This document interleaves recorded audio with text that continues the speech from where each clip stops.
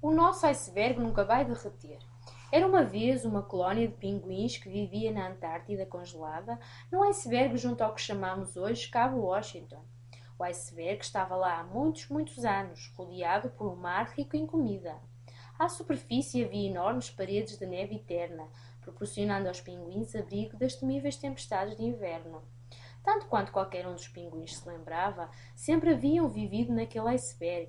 Este é o nosso lar, era o que nos diriam se alguma vez conseguíssemos encontrar o seu mundo de gelo e neve.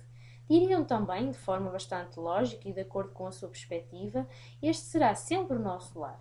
No local onde viviam, um desperdício de energia é letal. Todos na colónia sabiam que precisavam de se manter unidos para sobreviver, por isso tinham aprendido a depender uns dos outros. Comportavam-se frequentemente como uma grande família e que, obviamente, pode ter tanto de bom como de mau.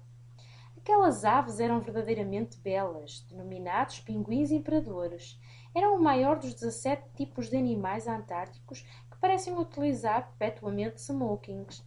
Na colónia viviam 278 pinguins. Um deles era Fred. Fred tinha um aspecto e comportamento bastante semelhantes aos dos outros. Provavelmente escrevê-lo-íamos tanto como engraçado como ponderado. A menos que não gostemos mesmo nada de animais. Contudo, Fred era diferente da maioria dos pinguins, num aspecto muito importante. Fred era vulgarmente curioso e observador.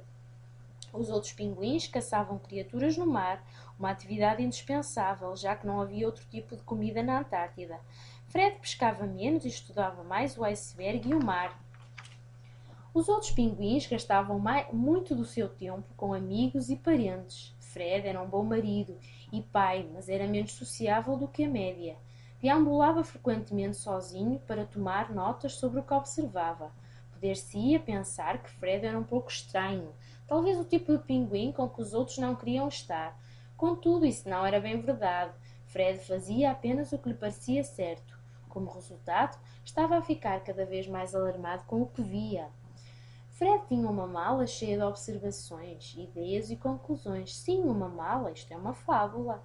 As informações eram cada vez mais perturbadoras e não paravam de gritar dentro da sua cabeça.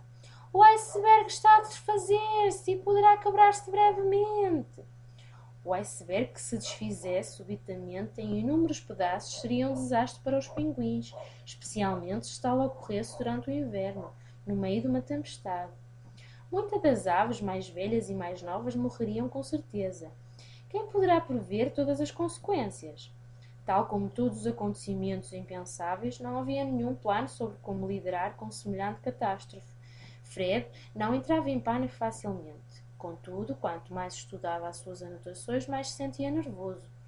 Fred sabia que tinha de fazer algo, mas não estava em posição de proferir qualquer sentença ou dar qualquer ordem sobre o modo como os outros deveriam comportar-se.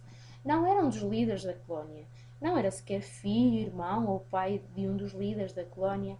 E não tinha qualquer diploma que certificasse como especialista em icebergs. Fred lembrava-se também de como o seu camarada Pinguim Harold havia sido tratado quando sugeriu certa vez que o lado dos pinguins estava a ficar mais frágil. Quando ninguém pareceu interessado, Harold tentou reunir provas. Os seus esforços só tiveram apenas como resposta: Harold, preocupas-te mesmo em demasia. Como uma lula vai sentir-te melhor? Frágil, salta para cima e para baixo, Harold. Faz com que 50 de nós saltem para cima e para baixo ao mesmo tempo. Acontece alguma coisa? Ah, as tuas observações são fascinantes, Harold, mas podem ser interpretadas de 4 formas diferentes. Sabes, se pusermos. Algumas aves não disseram nada, mas começaram a tratar Harold de forma diferente.